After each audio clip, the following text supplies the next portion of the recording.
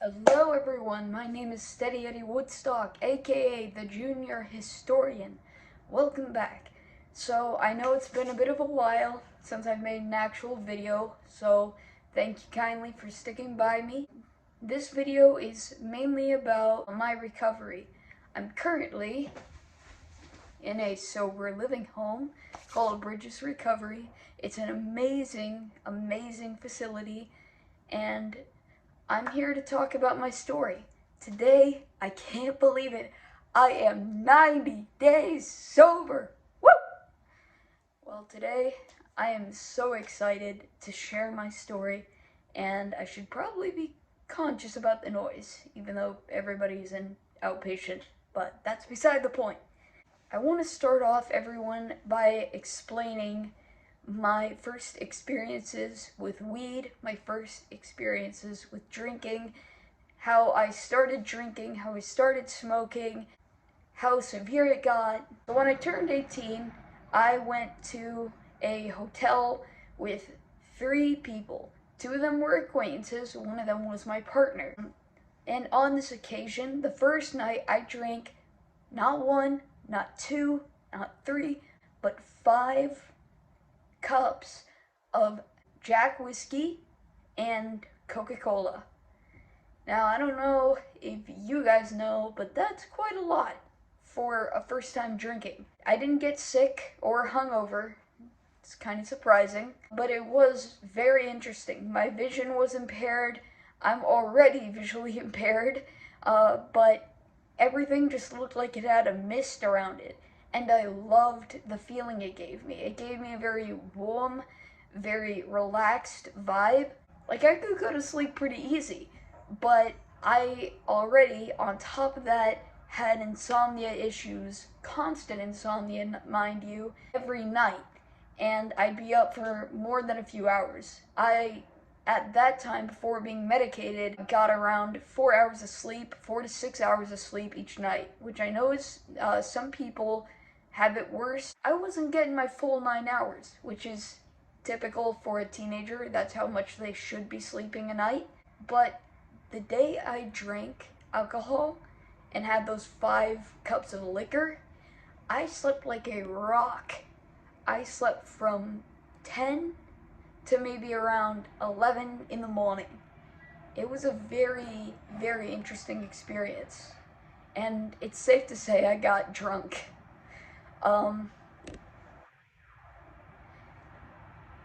When I turned 20, a member of the family started offering me weed, offered a few hits of a joint now and then. And again, didn't really feel much from it. And again, didn't really feel much from it. You know, a little happy, a little giddy. I got that euphoric feeling, but it was mainly just euphoria. When I turned 21 and moved to Michigan, I did experience a full high for the first time. I was given 1 weed pill, and after about 2 hours, it started to hit. And it was so relaxing. I loved it. I can remember just feeling this big, nice wave of just, and it felt like little clouds of happiness, little clouds of paranoia, but it was a very blurry and warm feeling. That's the best way I can really describe it. And it was all up in the head and all up in the body. Very, very interesting. So when I laid down, I started to experience little hallucinations. I would hear both my roommates talking to each other, but they weren't actually talking. Matters of fact, it was just me hallucinating. I really liked it. You know, I was like, next morning, I'm like, I want to do that again. It wasn't like an addictive thing with heroin, but it was, you know, I had fun with that. So I wanted again, you know? Another time, maybe around 3 months later, we decide we're gonna get some weed from the dispensary. And now I'm gonna be buying and purchasing my own weed. So we end up getting around 2 joints each, me and my buddy, This buddy's girlfriend ended up just getting a bunch of pills. And I can't believe this guy's girlfriend charged me 10 bucks for a pill. I was like, okay, fair, you know, there's THC in there, but still, you know, that's a lot. That's a lot for one pill. And when I get these 2 joints, I smoke them back to back. And after the first joint, you know, I got that same blurry feeling. Same feeling I got the first time. But second joint, after that, I wasn't looking so pretty. I feel pretty, oh so pretty. I was screaming, I was stomping around like an elephant, and eventually my buddy, who's very non-confrontational, was like, "Can you not?"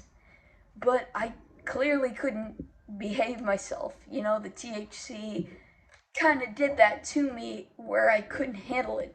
Eventually, his girlfriend ends up slapping me in the face, and I shut up until I didn't for 5 minutes. I was quiet for 5 minutes. After that, I started using weed a lot. And so they ended up kicking me out because my mental shit was out the window. I moved back with my mom. I start going to dispensaries, going every week. Every week turned to every other day. Just getting more weed and smoking maybe around 2 times a day. Once in the morning before school or work, and then once at night to help me go to sleep. As my friend calls it, the sleepy weed. Then I tell my teacher over and over, I don't like my living situation. I really don't like how my parents are treating me. I really don't like how critical they were. So after hearing this, they let me live at her place. And I stayed there for 6 months. 3 months later, in this 6-month stay, I started remembering, oh yeah, I can drink. And I want to get hammered. So I end up drinking maybe, if this is a fifth, right? If this is a fifth, I drank down to here. It was just this left. If I got a pint of gin, I drank, if this is a pint, I got all the way down to here. That isn't too good for you. I would end up getting hammered and smoking way too much weed. There was one point where I drank a pint altogether of the cheapest whiskey I could get and falling face first onto the ground. And when that happened, I ended up really damaging my face, this side of my face, to the point, and this drinking pattern and smoking pattern kept on going for 3 months straight. My roommate at the time was like, dude, she said it very nicely, but I'm summing it up. She was like, dude, you got a problem. You need to go to rehab, dude. And I was scared of rehab because I thought it was going to be like a psych ward. Yes, I've been in one of those, and it isn't fun either. I was so scared, but she ended up assuring me they have a lot more freedom. They let you keep your tennis shoes and your strings. They let you keep your phone. I was still freaking scared, but I ended up just keep going into psych wards, and it wasn't pretty. You know, my bipolar wasn't fun dealing with when it was unmedicated. You know, I had a bunch of intrusive thoughts. I was crying a lot, you know, every day. I was not in a good headspace. I was also recovering from a lot of childhood trauma. So I felt very invalidated. I felt very invalidated. I felt like my feelings weren't valid. I was in need of, you know, physical touch. I was in need of, you know, words of encouragement. And so after the 3rd hospitalization I had, I was talking to my roommate, and she ends up telling me, Eddie, I need you to be done with these drugs. You know, this is not helping you, you know, and my withdrawals were terrible, were not safe for anyone to be around. So this wonderful roommate of mine, who I still think is very wonderful, bless her soul, because my withdrawals were terrible. I had the worst moods. Like, you did not want to talk to me. You did not want to have anything to do with me. Like, I was that kind of person. I basically became a bully, but in a different way. I never bullied anyone, but, I was terrible in my own way, to where my feelings, I was just very, very ill, so to speak. Not psychologically, but from the weed and from the drinking, My pattern was go from the first day to the 14th day, when manic would happen, and make a lot of impulsive decisions, Like this. I got this during a manic episode, and I couldn't even afford this. Usually, top hats are around $50,000. I found this one for a lower price that was Edwardian. Just gonna throw this on real quick. Howdy ho! After the 14th, that's when the withdrawals would happen. And I'd have to wait all the way until the first, until I could get my hands on some stuff again. That is when I would need to be hospitalized. Third hospitalization, my roommate's telling me, dude, you gotta let go of the drugs. I can't have you around here if you're gonna be going, doing this. And my excuse was, I'm in my wild years. I'm only, 22. This is what 22-year-olds do. But they don't do it, obviously, to the extent I did. And she's like, yeah, you're in your wild years, but this is not how you should be going about it. So eventually, I went to rehab. I went there for 2 months, and it was very hard the first few days. I was going through a lot of emotional withdrawals from the weed, from the alcohol. My mood was unstable.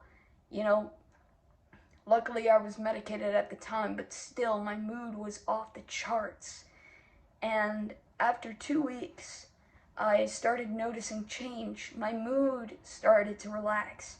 I started to be able to talk a bit more passionately than being closed off in groups. I was able to say, I want to drink and I want it right now. I was able to say, I want to smoke about an ounce of weed right now. I was able to speak about my cravings, my thoughts, my passions, what I needed, what I yearned for.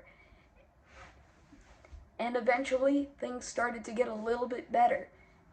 But as you've heard me say today, I am 90 days sober, and I am so proud of myself. This means I can start going to panels in California, I can start going to AA meetings, and every time I pass by a dispensary, I just say, nope, I want to lead a meeting one day. Nope, no weed. Nope, no drinking. Because what's worth it to me is leading the meetings. That's what I want to do. That's what I'm passionate about. I want to sit in the secretary seat or in the leader seat so I can guide other people and give off the wisdom that I've learned in rehab, to give off what I know, because life is way too short to get it ruined by alcohol and weed. Life is way too short for us to be hurting like this. And if you go down this path the way I was going, you will get success. You will feel better. You can hear it from hundreds of people that this path works. Your feelings are valid. Your needs are valid. But if you learn and you find out this is what I can do, you will succeed. I promise you. But if you go down that path of addiction, your life will be going in circles. Deeper and deeper circles. It's like the circle of a cinnamon roll. The farther in the middle you get, the worse it gets. So please, remember, you can do it. And after graduating with 2 months in rehab, I have finally made it to a beautiful, sober living home. And this was the best decision I could make. So listen, if you've had trouble with your addiction and you live in Southern California or even Pasadena, I highly recommend Elijah's house. I'm going to put a link to their website down below. And if you're struggling and you're hurting, if you're addicted to weed, alcohol, opiates, opioids, heroin, go to them. They will help you. They have the best and kindest staff I've ever met. Guaranteed, they will help you, and they will change, and they will help you find your path. With that being said, I look forward to meeting any of you in Southern California when I do a panel, and I'll see you guys next time. This has been my story.